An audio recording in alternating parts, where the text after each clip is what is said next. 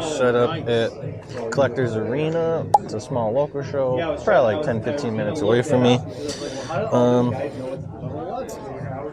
Just doing one day here. It's a 3-day show, but hopefully we can get something done here. We were pretty light from Chicago and Houston. We'll do a little quick walk around. We got our sealed 151s. We got the Surging Sparks. Pokemon Center ETBs. A couple of Funkos. Mini tins. A little bit of raw cards, although I have nothing raw from binder buyouts. Small case, just random One Piece and Pokemon. Pretty happy I didn't sell the Greninjas or the Mews in Houston. They're continuing to rise. Alright, so jump right into the show. First deal that we had here was a buying clip. He did come up with a bunch of slabs, which was what we were interested in. Primarily, it was a bunch of vintage, but then we ended up seeing a few cards that caught our eye. One was a Van Gogh Pikachu PSA 9. Another one was a Mega Rayquaza from Roaring Skies, also a PSA 9. And then later in the clip, it was a Dragonite First Edition Holo from Fall. Now, first of all, I was interested in the Van Gogh in a 9. It does okay, but Van Goghs have been going up lately, and it's on the rise. People love it, fan favorite. People always are interested. Primarily, I would like to obtain 10s, but a 9 I'll take it depending on the price.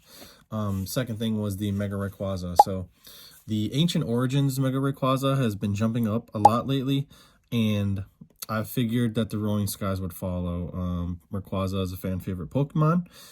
Also in 10s, it is very low pop, so having a 9 is not terrible in terms of near mint, and it would probably do close to, if not better than raw, just because it's from XY.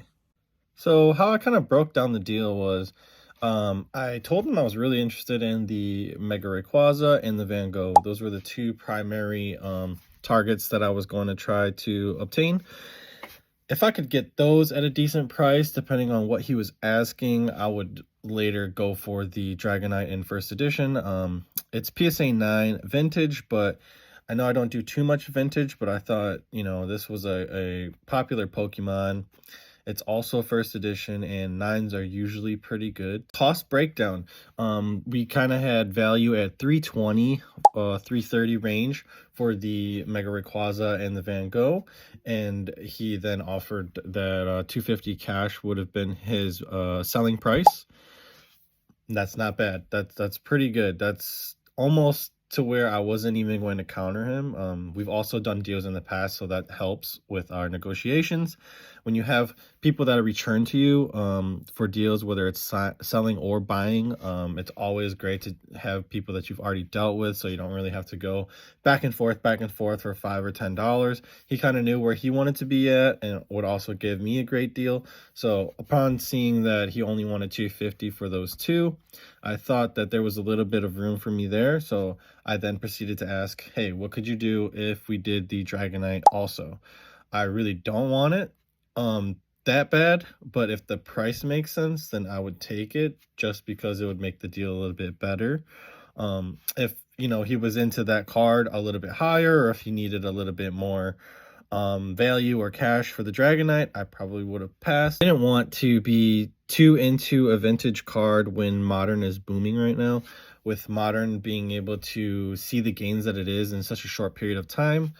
Vintage would still be more of the safe outlet, more of the consistent comps, so that the price would probably remain the same. Whereas you can see, you know, a Van Gogh Pikachu, you probably could have caught one a few months ago for $80, $70. Now raw and 9s are, you know, $150, $200, whatever they are now.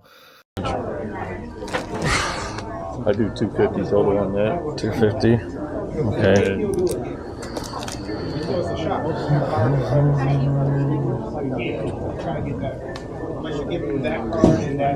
I don't do it all. I'd say 600. 6.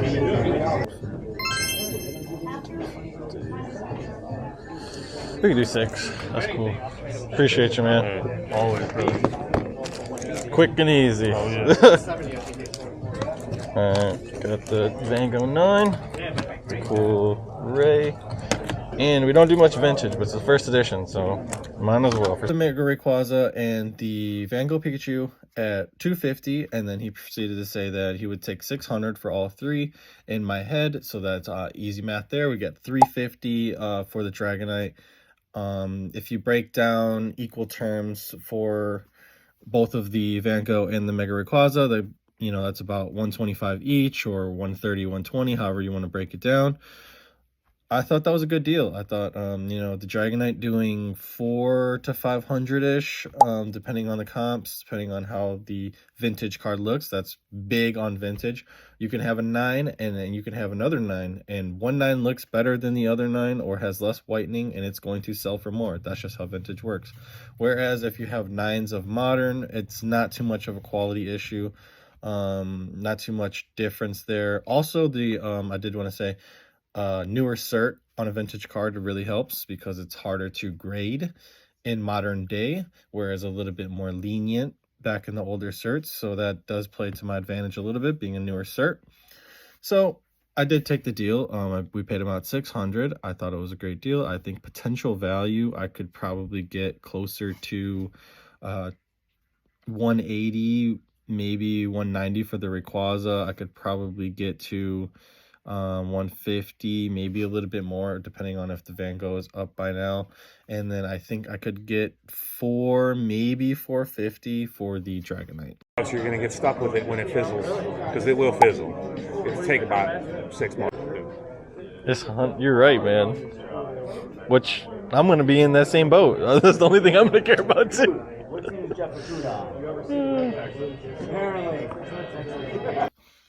All right, and that takes us to our second breakdown video. We also had another buying clip. These are going to be primarily buying clips. We didn't sell much at this show, but this gentleman here, we've also worked with a bunch of times. He's also local. He was willing to sell lower to lower mid-ish cards that are illustration rares or special illustration rares that are in 10s. So we picked out a few. We picked out ones that I really felt strongly on the art. So this was a different sort of play from the last play. This play is primarily going to be something that's a little bit more guessing, as you could say. We offered 80%, spoiler alert. He basically took a little bit more than that for illustration and special illustration rares in 10s. It ended up being about 81%, 82%, so it wasn't too bad, but that is paying strong. So we're paying strong on those cards only because I feel confident in the artwork. And when I feel confident in the artwork, I think it has a chance to take off in the future. This is something that I'm not going to quick flip. This is something that I won't really budge on too fast, just because it doesn't make sense for me to make, $4 or $5 on a PSA 10 that is worth more than $100. That's only a 5% gain. I'd rather hold the card. 3 cards that we're talking about in particular here are going to be the Persian IR. It's going to be the Gouging Fire Special Illustration Rare and Houndoom IR. So all 3 of these are very, very strong artworks, in my opinion. They're not highly valued. They're not highly sought after. They're not $100 raw cards. They are cheaper cards, but they are also a little bit difficult to gem. We take the IRs, we take the special illustration rare. I think the special illustration rares are undervalued. They're only $100 to maybe $120 for the legendary dogs, legendary beasts, whatever you want to call them. The Persian is a different story. So Team Rocket's set is coming out next year. Persian is a very strong Giovanni's Pokemon. I think that card is undervalued. I think the art is beautiful. That card in itself is still only running about $110 at the time that I bought it. So, I'm getting it, at the 82% range. If you, average it out from the 3 cards, because we paid a fixed amount, it's probably close to $85 that I paid for the card. I'm not going to sell it for $90. Doesn't make sense to me. Doesn't make sense for the play that I have in mind. And then we have the Houndoom. The Houndoom is sort of a popular Pokemon, but at the same time, it's a little bit slept on as well. Other Pokemon end up taking a little bit more popularity than it, but I do really like the art. So this one is a little bit controversial, just because that the colors are a little bit muted, but that's something that I like. It's something that I'm okay with it. And at the end of the day, if this card goes down, or if any of those cards go down, I am okay because I like the card. This is a different mentality than just flipping. This is a different mentality than just the person looking at the numbers and only caring about the sales. If I'm buying cards, more than likely it's going to be cards that I like. It's going to be cards that I feel confident in. It's going to be cards that I'm willing to invest money in. If I'm willing to invest money in it, then I like the card. More than likely, unless it's a crazy card that, you know, just has super high liquidity and, you know, is something that I can make money off of, then sure, that's a different, you know, slight different story. So it was about $250 there for the 3 cards at 80% exactly. So, you know, I wasn't going to beat around the bush. I wasn't going to offer 70, 75. We've done multiple deals, like I said, and when you do multiple deals, you kind of know where the person's looking for, and that's why I chose the specific cards that I did, because I know if there's better cards that he wants higher, you know, value, higher percentage. So it just wouldn't make sense for me. So we went with that. He then countered at 260, made it like 82, like I said. And I said, that's fine. You know, we did end up doing a coin flip a few months back, and we got a Bubble Mew and we got a Greninja, both in 10s in English, and we paid only $8.75. So at the time of market, that's about 85, 86% or something, but those cards took off. So now the Greninja is almost worth what I paid for both cards. So that $10 there, that's something that you give as a courtesy. I'm not going to sit there and fight over $10 with someone local that we've been doing deals, multiple deals for. So of course, would I ever pay 82%? Again, more than likely not, just for IRs and PSA 10, but just because we had that prior relationship there, that's something that you have to take into account, because he knows what those cards are worth now. He knows what the cards shot up in a week, 2 weeks, 3 weeks, and I know what those cards are worth now.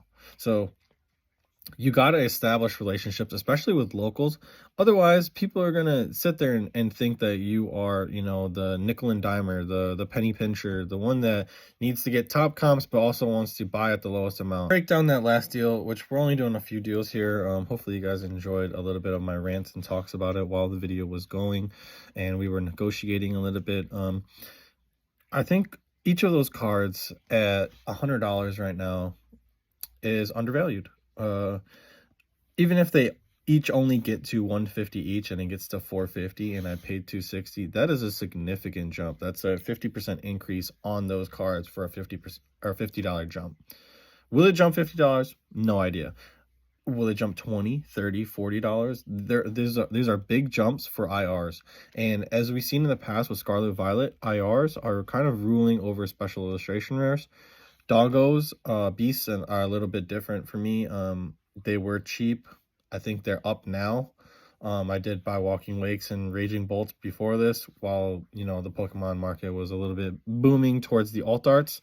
I thought that they were undervalued. I thought that was a play, so I went for those in 10s. But each set, you kind of see IRs take over the top 5 spots. Maybe there's a special illustration, you know, 1 or 2 of them in there, but IRs have really helped Scarlet and Violet series really hold value.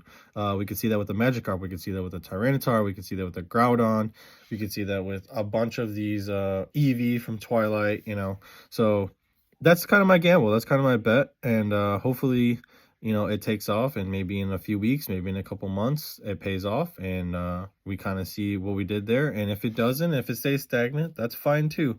I feel confident in the card. I feel like it won't drop too much, if any, if there are reprints, or, you know, or if the art ends up not really taking a liking to the public. But that's okay, because like I said before, these are cards that I like. These are cards that I'm confident in. These are cards that I take the gamble and the risk on. Yeah, apparently 675. That's what it says on there. 60 bucks. I can give you 60 bucks for it. It's fine. It goes from like 60 to 80, but I'll help you out, man. Good luck on your football boxes. 3. There you go. Thank you. Thank you. Good luck. got this for 60 bucks. It goes for like 60 to 80, but he wanted some football cards, so helped him out. All right, show's coming to an end. Probably like an hour out. Probably gonna leave a little bit early, head home, rest up a bit. Next show will be Lansing in a couple of weeks, so we'll be back there hopefully. Doing a lot of buying, selling, trading there too. Pretty good show over here. Didn't really expect to sell that much. I don't really have that much inventory. This is worth 25 by itself. It's a little bonus clip at the end. We tried to do a little bit of a sports deal at the beginning of the show with my buddy Colin. We did a sports deal in the last local show. Some of the cards went a little bit lower than was expected, so we tried to help him out. We tried to give him the rest of what we had for sports-wise. We don't really do sports anymore, mostly One Piece, Pokemon, etc. So we're helping him out. This is another thing. He's a good buddy of mine, so just showing off a few of the cards, showing off what we had, and cut him a really good deal. All right, thanks everyone for watching. I appreciate everyone that has watched to the end on this video. Thank you so much, and we'll see you in the next one. Graded him. 1 of 1 in the world. 1 of 1. No, it's just a bunch of Kelvin Austin. A bunch of random sports stuff I had left over. Trying to make a deal here. Went for $2. Top 3. All right, how many is there? 2, 4, 6, 8, 10, 11. Even at 5, that's 50 bucks you can make. Give me 30 bucks. 30? Give me 30. This will help you recover from the sermons from before. Give me 30 bucks. You should at least double on this. Well, this is gonna go for probably $2 because the numbered one went for $4. Okay, 10. Count that This one is out. probably worth 5. I think someone will pay 10 or 15 bucks on that. Steelers are doing good. This is your money right here. This, probably, this. And then these 2 are wild cards. These are just like $5. This is sort of wild card, maybe 15 bucks. This probably pop one too. 30 bucks? Yeah, for you. Okay. Thank you, sir. Pay for my gas. Yeah.